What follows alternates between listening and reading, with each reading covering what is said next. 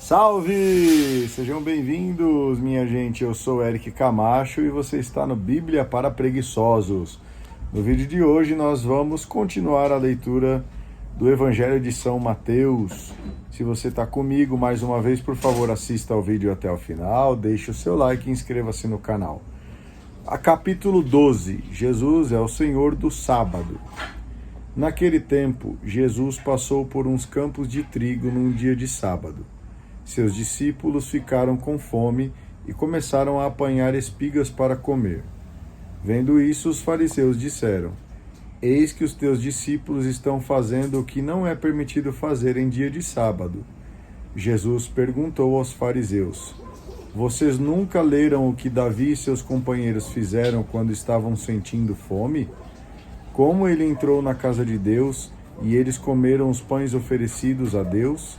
Ora, nem para Davi, nem para os que estavam com ele era permitido comer os pães reservados apenas aos sacerdotes.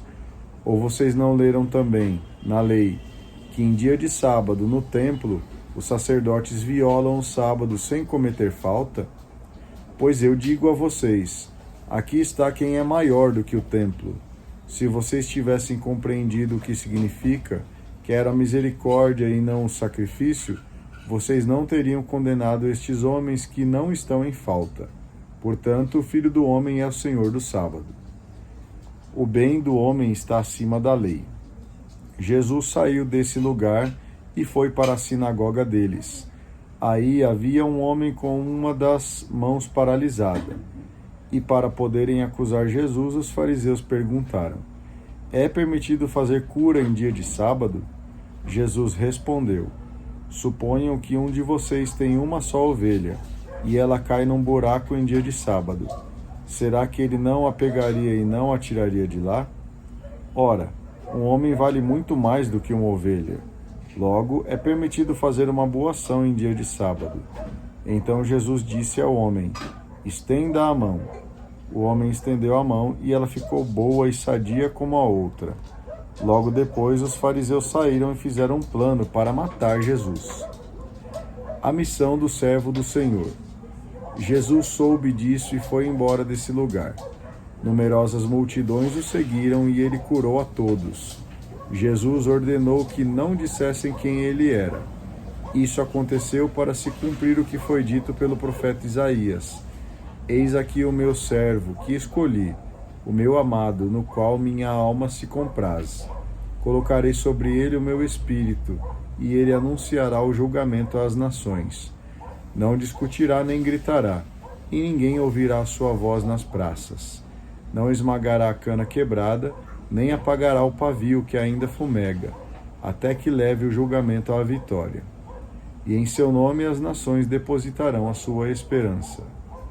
O pecado sem perdão.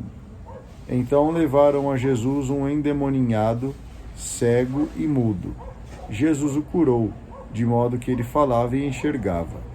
E todas as multidões ficaram admiradas e perguntavam: Será que ele não é o filho de Davi? Os fariseus ouviram isso e disseram: Ele expulsa os demônios através de Beelzebu, o príncipe dos demônios. Sabendo o que eles estavam pensando, Jesus disse: Todo reino dividido em grupos que lutam entre si será arruinado, e toda cidade ou família dividida em grupos que brigam entre si não poderá durar. E se Satanás expulsa Satanás, ele está dividido contra si mesmo. Como então o seu reino poderá sobreviver? Se é através de Beelzebu que eu expulso os demônios, através de quem os filhos de vocês expulsam os demônios? Por isso serão eles mesmos que julgarão vocês. Mas se é através do Espírito de Deus que eu expulso os demônios, então o reino de Deus chegou para vocês. Ainda, como alguém pode entrar na casa de um homem forte e se apoderar de suas coisas, se antes não amarrar o homem forte? Só depois poderá roubar a casa. Quem não está comigo está contra mim, e quem não recolhe comigo espalha. É por isso que eu digo a vocês: todo pecado e blasfêmia será perdoado aos homens, mas a blasfêmia contra o Espírito não será perdoada. Quem disser alguma coisa contra o Filho do Homem será perdoado, mas quem disser algo contra o Espírito Santo nunca será perdoado, nem neste mundo, nem no mundo que há de vir. Cada um julga a si próprio. Se vocês plantarem uma árvore boa, o fruto dela será bom, mas se vocês plantarem uma árvore má, também o fruto dela será mau, porque é pelo fruto que se conhece a árvore. Raça de cobras venenosas. Se vocês são maus, como podem dizer coisas boas? Pois a boca fala aquilo de que o coração está cheio. O homem bom tira coisas boas do seu bom tesouro, e o homem mau tira coisas más do seu mau tesouro. Eu digo a vocês, no dia do julgamento, todos devem prestar contas de cada palavra inútil que tiverem falado, porque você será justificado por suas próprias palavras e será condenado por suas próprias palavras. O sinal que leva para a fé. Então alguns doutores da lei e fariseus disseram a Jesus: Mestre, queremos ver um sinal realizado por ti. Jesus respondeu: Uma geração má e adúltera busca um sinal, mas nenhum sinal lhe será dado, a não ser o sinal do profeta Jonas. De fato, assim como Jonas passou 3 dias e 3 noites no ventre da baleia, assim como o Filho do Homem passará 3 dias e 3 noites no seio da terra. No dia do julgamento, os homens da cidade de Nínive ficarão de pé contra esta geração e a condenarão, porque eles fizeram penitência quando ouviram Jonas pregar. E aqui está quem é maior do que Jonas. No dia do julgamento, a rainha do sul se levantará contra esta geração e a condenará, porque ela veio de uma terra distante para ouvir a sabedoria de Salomão. E aqui está quem é maior do que Salomão. Pior do que antes. Quando um espírito impuro sai de um homem, ele fica vagando em lugares desertos, procurando repouso e não o encontra. Então ele diz: Vou já voltar para a casa de onde saí. Quando ele chega, encontra a casa vazia, varrida e arrumada. Então ele vai e traz consigo outros 7 espíritos piores do que ele. Eles entram e moram aí. No fim, esse homem fica em condição pior do que antes. É o que vai acontecer com esta geração má. Uma nova geração. Jesus ainda estava falando às multidões. Sua mãe e seus irmãos ficaram do lado de fora, procurando falar com ele. Alguém disse a Jesus: Olha, tua mãe e teus irmãos estão aí fora e querem falar contigo. Jesus perguntou àquele que tinha falado: Quem é minha mãe e quem são meus irmãos? E, estendendo a mão para os discípulos, Jesus disse: Aqui estão minha mãe e meus irmãos, pois todo aquele que faz a vontade do meu Pai que está no céu, esse é meu irmão, minha mãe e minha irmã. Discurso: As parábolas do reino, capítulo 13, uma colheita custosa. Naquele dia, Jesus saiu de casa e foi sentar-se às margens do mar da Galileia. Numerosas multidões se reuniram em volta dele. Por isso, Jesus entrou numa barca e sentou-se, enquanto a multidão ficava de pé na praia. E Jesus falou para eles muita coisa com parábolas. O semeador saiu para semear. Enquanto semeava, algumas sementes caíram à beira do caminho, e os passarinhos foram e as comeram. Outras sementes caíram em terreno pedregoso, onde não havia muita terra. As sementes logo brotaram, porque a terra não era profunda. Porém, o sol saiu, queimou as plantas e elas secaram, porque não tinham raiz. Outras sementes caíram no meio dos espinhos, e os espinhos cresceram e sufocaram as plantas. Outras sementes, porém, caíram em terra boa, e renderam 100, 60 e 30 frutos por um. Quem tem ouvidos, ouça. A felicidade de compreender. Os discípulos aproximaram e perguntaram a Jesus: Por que usa parábolas para falar com eles? Jesus respondeu: Porque a vocês foi dado conhecer os mistérios do reino do céu, mas a eles não. Pois a quem tem será dado ainda mais, será dado em abundância, mas daquele que não tem será tirado até o pouco que tem. É por isso que eu uso parábolas para falar com eles. Assim eles olham e não veem, ouvem e não escutam nem compreendem. Desse modo se cumpre para eles a profecia de Isaías. É certo que vocês ouvirão, porém nada compreenderão. É certo que vocês enxergarão, porém nada verão, porque o coração desse povo se tornou insensível.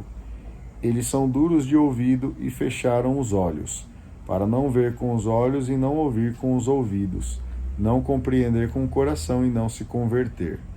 Assim, eles não podem ser curados. Vocês, porém, são felizes, porque seus olhos veem e seus ouvidos ouvem. Eu garanto a vocês, muitos profetas e justos desejaram ver o que vocês estão vendo, e não puderam ver. Desejaram ouvir o que vocês estão ouvindo, e não puderam ouvir. Compreender as palavras nos conflitos. Ouçam, portanto, o que a parábola do semeador quer dizer. Todo aquele que ouve a palavra do reino e não a compreende é como a semente que caiu à beira do caminho. Vem o maligno e rouba o que foi semeado no coração dele. A semente que caiu em terreno pedregoso é aquele que ouve a palavra e logo a recebe com alegria. Mas ele não tem raiz em si mesmo, é inconstante. Quando chega uma tribulação ou perseguição por causa da palavra, ele desiste logo. A semente que caiu no meio dos espinhos é aquele que ouve a palavra, mas a preocupação do mundo e a ilusão da riqueza sufocam a palavra, e ela fica sem dar fruto. A semente que caiu em terra boa é aquele que ouve a palavra e a compreende. Esse, com certeza, produz fruto. Um dá 100, outro 60 e outro 30 por um. O inimigo do reino. Jesus contou outra parábola à multidão. O reino do céu é como um homem que semeou boa semente no seu campo. Uma noite, quando todos dormiam, veio o inimigo dele, semeou joio no meio do trigo e foi embora. Quando o trigo cresceu e as espigas começaram a se formar, apareceu também o joio. Os empregados procuraram o dono e lhe disseram: Senhor, não semeaste boa semente no teu campo? De onde veio então o joio? O dono respondeu: Foi algum inimigo que fez isso. Os empregados lhe perguntaram: Queres que arranquemos o joio? O dono respondeu: Não. Pode acontecer que, arrancando o joio, vocês arranquem também o trigo. Deixem crescer um e outro até a colheita. E no tempo da colheita direi aos ceifadores: Arranquem primeiro o joio e amarrem em feixes para ser queimado. Depois recolham o trigo no meu celeiro. A força do reino. E Jesus contou outra parábola. O reino do céu é como uma semente de mostarda, que um homem pega e semeia no seu campo. Embora ela seja a menor de todas as sementes, quando cresce, fica maior do que as outras plantas, e se torna uma árvore, de modo que os pássaros do céu vêm e fazem ninhos em seus ramos. O reino transforma. Jesus contou-lhes ainda outra parábola. O reino do céu é como o fermento que uma mulher pega e mistura com 3 porções de farinha, até que tudo fique fermentado. Jesus revela o mistério escondido. Tudo isso Jesus falava em parábolas às multidões. Nada lhes falava sem usar parábolas, para se cumprir o que foi dito pelo profeta. Abrirei a boca para usar parábolas. Vou proclamar coisas escondidas desde a criação do mundo. A dinâmica do reino na história. Então Jesus deixou as multidões e foi para casa. Os discípulos se aproximaram dele e disseram: Explica-nos a parábola do joio. Jesus respondeu: Quem semeia a boa semente é o Filho do Homem. O campo é o mundo. A boa semente são os que pertencem ao reino. O joio são os que pertencem ao maligno. O inimigo que semeou o joio é o diabo. A colheita é o fim dos tempos. Os ceifadores serão os anjos. Assim como o joio é recolhido e queimado no fogo, o mesmo também acontecerá no fim dos tempos. O Filho do Homem enviará os seus anjos, e eles recolherão todos os que levam aos outros a pecar e os que praticam o mal. E depois os lançarão na fornalha de fogo. Aí eles vão chorar e ranger os dentes. Então os justos brilharão como o sol no reino de seu Pai. Quem tem ouvidos, ouça. A decisão pelo reino. O reino do céu é como um tesouro escondido no campo. Um homem o encontra e o mantém escondido. Cheio de alegria ele vai, vende todos os seus bens e compra esse campo. O reino do céu é também como um comprador que procura pérolas preciosas. Quando encontra uma pérola de grande valor, ele vai, vende todos os seus bens e compra essa pérola. A consumação do reino. O reino do céu é ainda como uma rede lançada ao mar. Ela apanha peixes de todo tipo. Quando está cheia, os pescadores puxam a rede para a praia, sentam-se e escolhem. Os peixes bons vão para os cestos, os que não prestam são jogados fora. Assim acontecerá no fim dos tempos. Os anjos virão para separar os homens maus dos que são bons, e lançarão os maus na fornalha de fogo. Aí eles vão chorar e ranger os dentes. Um novo sentido para tudo. Vocês compreenderam tudo isso? Eles responderam sim. Então Jesus acrescentou: e assim todo doutor da lei que se torna discípulo do reino do céu é como pai de família que tira do seu baú coisas novas e velhas. Quarto livrinho, a Igreja, semente do reino. Parte narrativa, o seguimento de Jesus. Jesus é rejeitado como os profetas. Quando Jesus terminou de contar essas parábolas, saiu desse lugar e voltou para a sua terra. Ensinava as pessoas na sinagoga, de modo que ficavam admiradas. Diziam: de onde vem essa sabedoria e esses milagres? Esse homem não é o filho do carpinteiro? Sua mãe não se chama Maria e seus irmãos não são Tiago, José, Simão e Judas? E suas irmãs não moram conosco? Então, de onde vem tudo isso? E ficaram escandalizados por causa de Jesus. Mas Jesus disse: um profeta só não é estimado em sua própria pátria e em sua família. E Jesus não fez muitos milagres aí por causa da falta de fé deles. Muito bem, obrigado a você que acompanhou a leitura desses 2 longos capítulos até aqui comigo. Por favor, deixe o seu like, inscreva-se no canal e faça aí o seu comentário. A gente se vê no vídeo de amanhã. Tenha um excelente dia e que Deus continue te abençoando. Um grande abraço e tchau.